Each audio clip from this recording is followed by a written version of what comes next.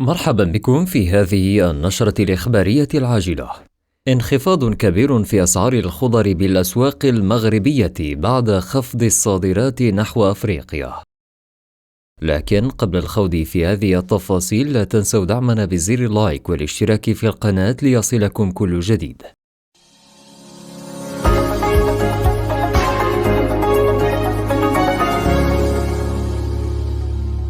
وفي التفاصيل، سجلت الأسواق الأسبوعية والأسواق في الأحياء الشعبية خلال الأسبوع الجاري انخفاضا كبيرا في أسعار الخضر، خاصة التي تلاقي إقبالا واسعا من قبل شرائح المجتمع مثل الطماطم والبطاطس والبصل.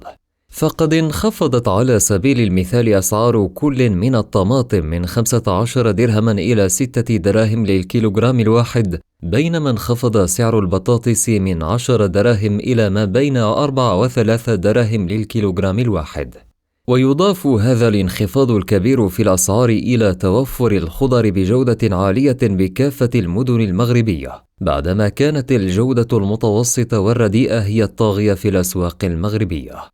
ويعزى هذا الانخفاض حسب الفلاحين إلى وقف تصدير الخضر بشكل شبه كامل نحو موريتانيا والدول الإفريقية بسبب فرض الجمارك والسلطات الموريتانية لجبايات مضاعفة وإيرادات الخضر من المغرب.